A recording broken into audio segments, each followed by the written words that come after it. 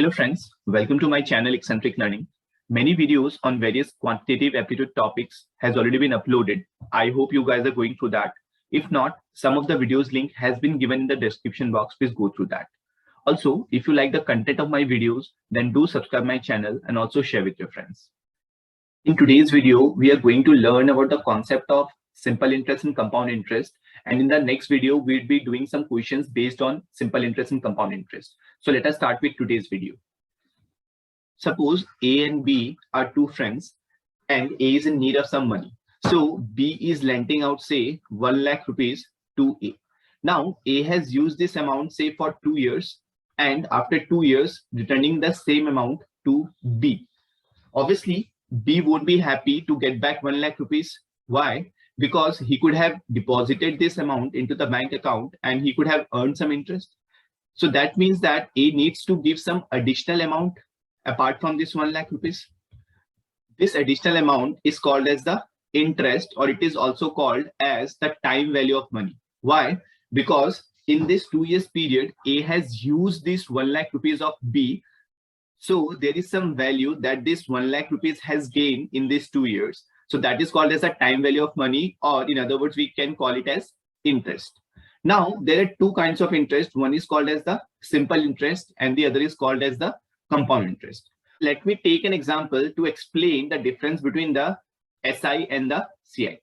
Here, A has borrowed 1 lakh rupees from B. So this borrowed amount is called as the principal, which we generally denote by capital P. So this amount here is 1 lakh rupees. Again, this amount has been borrowed for 2 years. So here the time period is 2 years. We denote it by the letter N. And suppose the rate of interest is 10%. So rate of interest means that for every 100 rupees borrowed, what is the rate that additional you need to pay for that borrowed amount?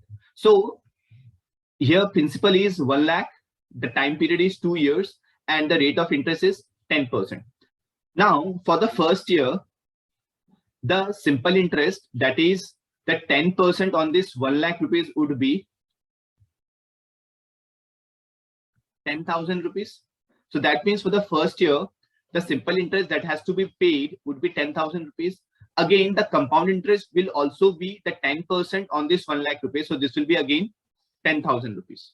So for the second year, in case of simple interest, the principal will remain the same. That is, again, the principal is 1 lakh rupees. So this 10% would be applicable on this 1 lakh rupees. So this would be again 10,000 rupees.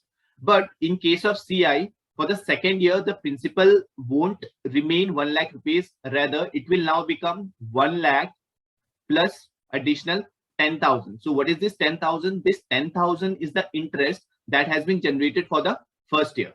So after the first year, whatever the interest has been generated, that would be added to the principal initially, and that will become the principal for the second year in case of compound interest. So this will now become 1 lakh 10,000 rupees.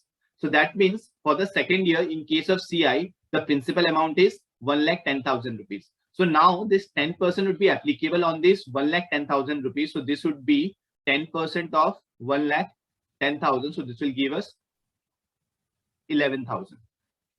So you can see here that for the first year, the simple interest is 10,000, compound interest is also 10,000. But for the second year, the simple interest is 10,000 and the compound interest is 11,000. So if you calculate the total simple interest and compound interest for these 2 years, so this will be 10 and 10, that is 20,000, or I'm writing it as 20K. And for this is 10,000 and 11,000. I'm writing it to be 21,000. So that is 21K. So you can see that there is a difference of 1,000 rupees. Now, why there is a difference of 1,000 rupees? Because for the second year in the principal, the additional amount that has been added is the interest that has been generated in the previous year. So that is the basic difference between the SI and CI. So we can say that in case of SI, principal will always be same. But in case of CI, principal will change based on the interest for the previous period. So this is the basic difference between the SI and CI. So if we continue with the same example, we can say that in case of SI, the amount after these 2 years would be nothing but the principal, that is 1 lakh rupees, plus the additional interest, that is 20,000. So this will become 1,20,000. But in case of CI, the total amount after 2 years would be 1 lakh plus 21,000. So this will now become 1,21,000. So you can see again, there would be a difference of 1,000 because in case of compound interest, we are paying an additional interest on the previous interest. So we can say that compound interest is nothing but interest on interest, and simple interest is simply the interest on the principal. Okay, so now if I want to generalize the formula for simple interest and compound interest, let us try to see how we can do that.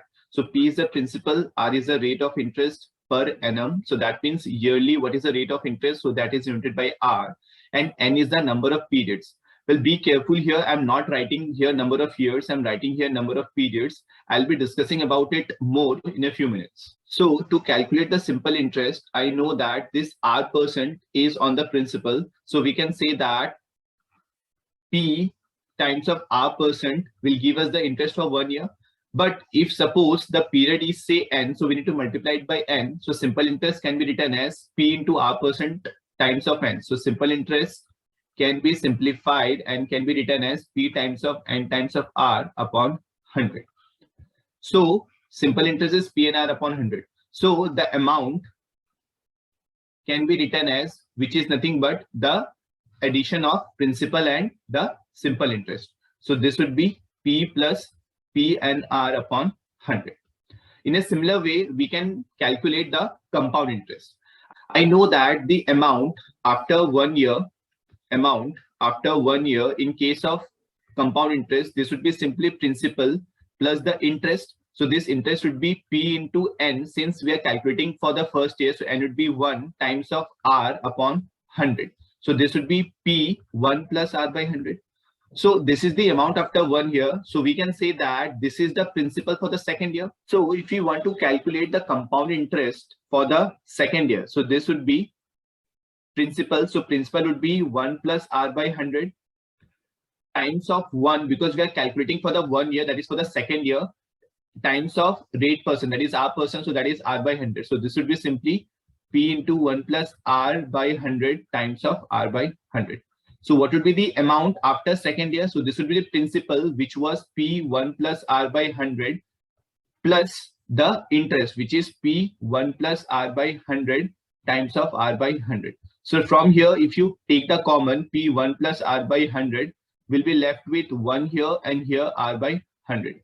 So further, if you simplify this, this would be P 1 plus R by 100 whole square. So amount after 2 years, this would be principal times of 1 plus R by 100 whole square. In a similar way, if you want to calculate amount after 3 years, so this would be P into 1 plus R by 100 to the power 3. So if I want to generalize this, and if I want to calculate the amount after n years, so this would be AN equals to P 1 plus R by 100 to the power n.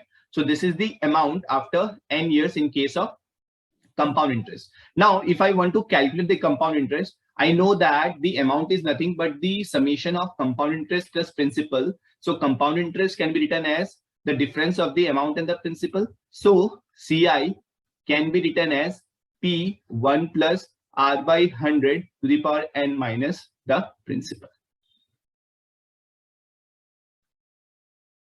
Okay, so here I have just listed down some formulas that we have just found out. So simple interest is PNR upon 100, amount is principal plus SI in case of simple interest. And in case of compound interest, CI is given as P into 1 plus R by 100 to the power n minus P. And the amount is compound interest plus P, which will give us P into 1 plus R by 100 to the power n. One thing that we need to be careful here is this P is the principal, R is the rate of interest per annum, and n is the number of periods. So in all the cases that we have taken till here, we have taken this rate of interest to be compounding annually, that is yearly. So that means whatever the rate of interest we are having, this is being compounding every year. But suppose if this R is being compounded half yearly, that is 2 times a year, quarterly, that is 4 times a year, or monthly, that is 12 times a year. In this case, the only thing we need to be careful about is If it is half yearly, then R has to be divided by R by 2. Why? Because here this rate of interest is being compounded yearly, that is per annum. So that's why if the interest is being compounded half yearly, we need to divide R by 2. Quarterly, we need to divide R by 4. And if it is monthly, we need to divide R by 12. Also here, if you see carefully, I have written N to be the number of periods. So if it is being compounded half yearly, in that case, say time is given to be, say, 2 years. So since it is being compounded half yearly, so the value of N would be 4. Why? Because there would be 4 half year period in this 2 years time. Similarly, if it has been given as compounded quarterly, in that case, if the time is 2 years, so we need to put the value of N to be 8 because there are 4 quarters in a year. So in 2 years, there would be 8 periods. In a similar way, if it is monthly, in that case, if the time is 2 years, then we have to use the value of N to be 24 because there are 12 months in a year. So in 2 years, there would be 24 months. So these are the only things that we need to be careful about. Rest, we simply have to use these formulas to solve the sums of simple interest and compound interest.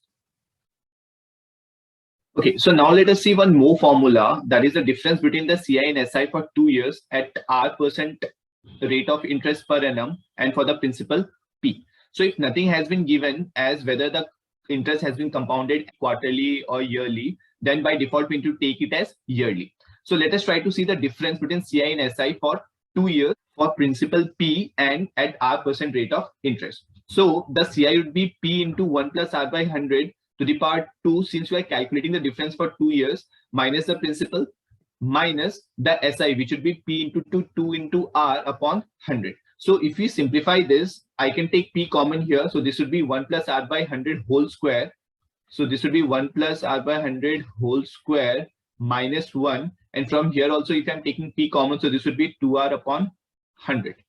So further, if you simplify this, this would be, I can break this as A plus B whole square. So this would be A square plus B square plus 2AB minus 1 minus 2R upon 100.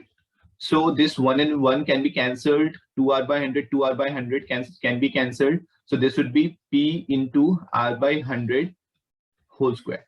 So you can remember this formula, that is the difference between CI and SI for 2 years for the principal P at R% rate of interest would be given as principal times of R by 100 to the power 2. Many questions are based on this formula. So if you are able to remember this, it will save us a lot of time. I hope in today's video, you have learned about the concept of compound interest and simple interest, and also the difference between CI and SI. But still, if you have any confusion, you can watch the video again. And still, if you have any doubts, you can put it in the comment box. I'll try to answer each one of your queries. So if you like the content of my videos, then do subscribe my channel and also share with your friends. I'll see you all in my next video. Till then, keep learning, keep sharing, and keep growing. Thank you.